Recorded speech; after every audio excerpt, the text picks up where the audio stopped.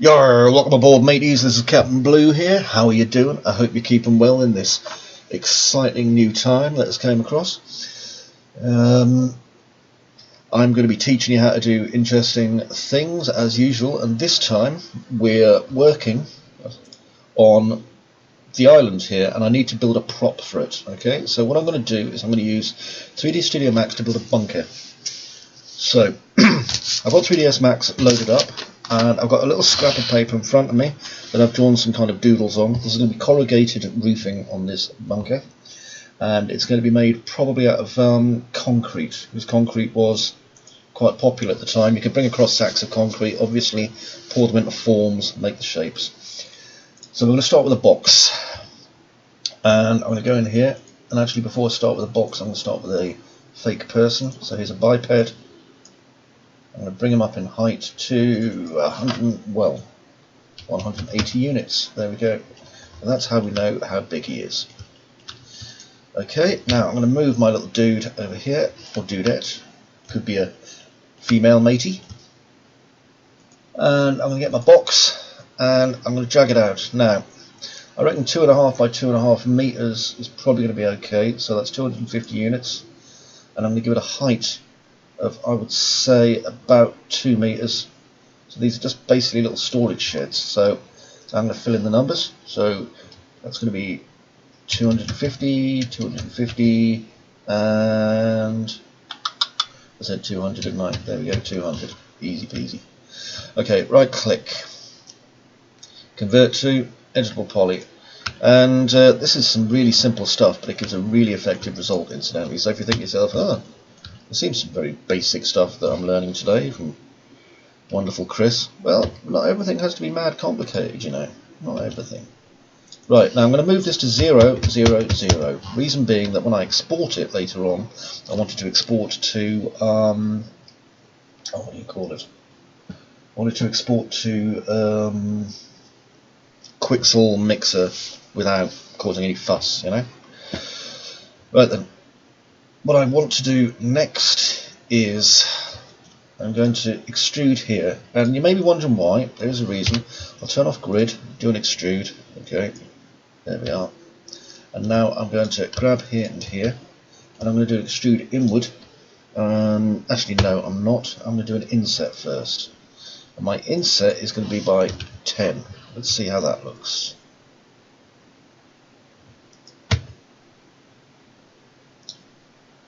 Ten's not enough, so let's make it 20. So inset 20. So that's 20 centimeters. That's quite thick. In fact, 30 centimeters would be better, I think. Okay, so 30 centimeters and tick.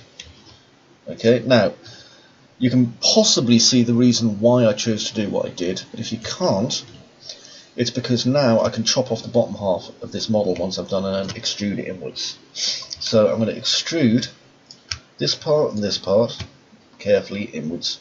So extrude, and I'm going to give it a negative value. Now if we know that's 250, minus 30 is 220. Tick. And there you go, you can see it if I just hit F3. It's the correct widths and all that good stuff. Okay. Now I've actually made a mistake here, so let's go back and undo it, including the inset. It's going to take me a second, and it's because I should also extrude on the top, because we're not really going to keep the whole of the top. Okay, so let's get back to this. So inset, and it's remembered my values, and then extrude minus 320. Sorry, no, minus 220, otherwise it'll just go somewhere weird. That was 220. Honestly, who is this teacher? Minus 220, okay? And just click tick. Now remember, all 3D applications can do this. Okay, this isn't black magic that only like 3ds Max can do, so don't be fooled. Okay, so I'm going to just do that, and it's gone. And I'm going to do that, and that's gone. Okay, that's basically how difficult that bit was. Now, depending, okay, on whether or not you're going to be seeing these top parts, is whether or not you want to actually have the polygons in place. Now I'm going to put the polygons in place. If you're being a polygon miser, by all means save your polygons, no one's going to mind, okay? So I'm going to do some bridging. So bridge that to there, that to there, and that to there. Okay, that's all there was to that. So now we have this kind of C shape. Now I could have actually used a basic shape, I believe, in the 3ds Max geometry that would have done that for me, but I didn't want to. Okay, now if we have a look at the shape here, okay, you can see we're on the grid. That's the back of it there, I believe, anyway. So what I'm going to do is I'm going to select all these lovely vertices here. I'm going to use angle, okay, so I just hit E for angle, and make sure the angle snaps on by pressing A, and I'm going to angle it by maybe 20 degrees, maybe 30 degrees actually. Now you'll notice that it's kind of came in here and here. Now I've talked about this in the past. I always keep my anti-aliasing off because it's a great old cheat, and all I have to do is just wait and carefully scale it on one axis until such time as my edges start to vanish. Okay, and I can manually just tune them a little bit just by grabbing my verts, a vert, there we go. I'm going to grab my vert and just move it a teeny weeny bit until it's straight and flat. One, and this one as well, there we go. Two. Now, this will not be a challenge to unwrap, not by any stretch of the imagination, quite frankly, but I do need a nice bit of corrugated metal to go over the top of it. Now, corrugated metal, as you probably know, is just a big piece of metal that's all wavy. So, what I'm going to do is I'm going to do the corrugated metal by just, not a plane, okay, it may be tempting to do a plane, but don't. I'm going to do it by making this, and I'm going to make it a centimetre. So the length's going to be, let's say, 275 by 275 with a height of 1 centimetre. Okay, so that's really small. And then I'm going to put in some length segments. So let's say 10. Actually, no, I'll put in 25 width segments. There we go. Because we don't need many. Maybe even 50. And it looks like there's a lot of polygons there, but there really isn't, simply because I've only got them going in one direction, which is all I needed. Okay? Right, now I'll sort that out in a minute, because I can use what's known as a WSM that will basically affect the mesh, so that'll be cool. Now over here on my box, very rough, don't need anything in it, I certainly don't need any windows. Okay, so I'm going to go over here and I'm going to go into my Unwrap Uvw, and if I just open this up, now if I select all, go to mapping, flatten, click OK, that'll get the initial job done, as you can see.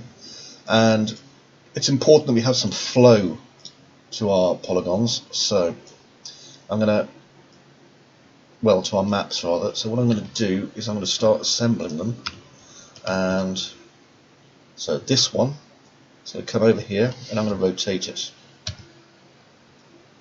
and it helps if you've got angle snap on, incidentally, so 180 degrees. Then this one, now I'm not sure which way up this one is, so I'm going to move it over to here and get it right close, just right close like that. See?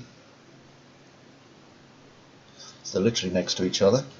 And then I want to go into vert mode, tools, and I'm going to target weld. So I'll get in nice and close, and As you see, those ones just welded straight together. There and there. Lovely. Okay, next. I want to select the inside of this.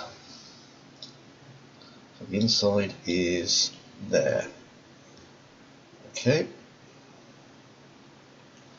I don't know why it appears to be coming back to front like that, although I do have a good idea. I think it's going to need to be moved. So what I'm going to do is I'm going to select its verts.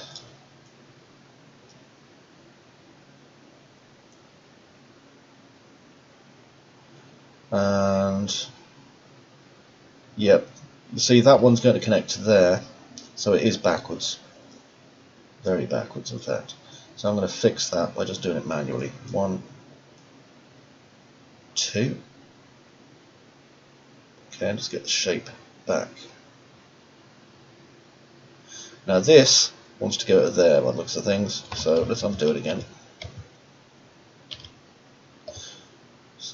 So let's see, that one is there, and that one is there. Right, so it's on its side. That was what was fooling me there. Okay, so we'll just turn it over. Turn angle snap off just for a second. Just straighten it out.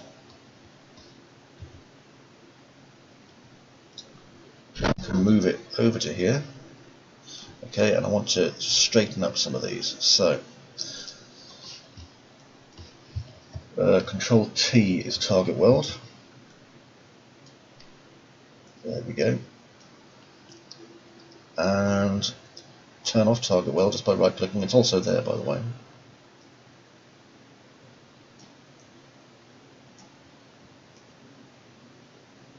Okay, and that's one piece. So I'm going to move this now and just pop it there. And we can resize these pieces shortly.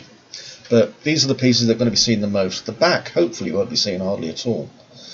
Okay, let's go to the polygons. So polygons here. And that looks like it is the back. Okay, so the back doesn't really count for being massively important for me at the moment. That one does though, so I'm going to move that to here. And I know this seems hard, okay? Things do when you've not done them before. The first time I tried to do unwrapping, I just couldn't work it out for the life of me. I didn't know what it was, I didn't understand it. But you know, it does come. It really does. It's just one of those things you've got to practice at. Okay, so I'm going to target weld, and again, just click and drag. So I'm just clicking and dragging, and they connect together. See? Okay, now go inside here, get our last polygon, which is over here.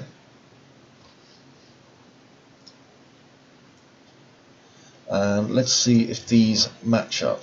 They might do. So what I'm looking at is I'm checking the verts. Yeah, look, see? Perfect. Okay, so I'm going to move them across until they're nearly touching. There we go. And now all I have to do is do a Control T, target weld, and I'm clicking and dragging. And once it gets there, it just merges. See? Right click out. And I can now move this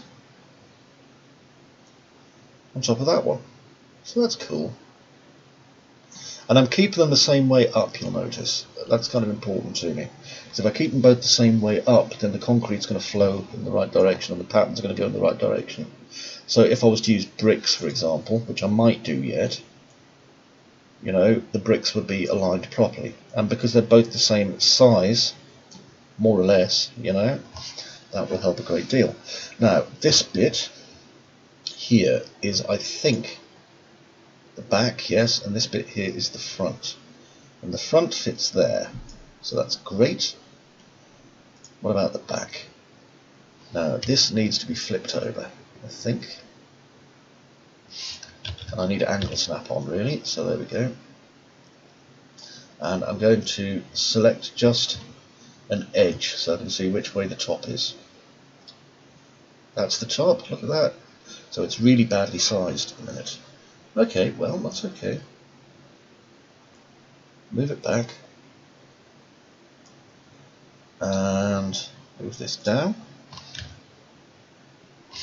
I'm holding shift just to basically constrain it, okay? And it should be around about that size. Now I'm going to basically move it in a bit and make it a bit smaller, because it is the back. I don't think we need too much detail on the back. There we are. Alright. And I'm just going to move this now up to here. And be careful, we don't want any overlapping UVs, that's really important, okay? I mean, look at this, this is what, 1, 2, 3, 4, 5, 6, 7, 8, 9, 10, 11, 12. 12 polygons now. We haven't really gone mad with the polygons, have we? Okay, now I'm going to go to freeform mode and just make this fella a little bit smaller. And put it there. Okay, so that was easy. We now have a UV bloomin' unwrapped model. And if you've been following along, just take it easy, okay? Really take it easy. Okay, so how long has that been going for? Because this could be a good point to kind of call it, I think. 16 minutes, that's a good amount. So take it easy, mateys, okay? I know that Captain Blue loves you, because I do. And if your days seem dark and scary, they're not. We're all in this together. So just be nice to your other pirate mateys, and your other pirate mateys will help look after you, I'm sure. And remember, you're always welcome at our groups. So if you want to hang out at the Discord or the Facebook, I hope to see you then. And until then, yarr, take it easy, mateys.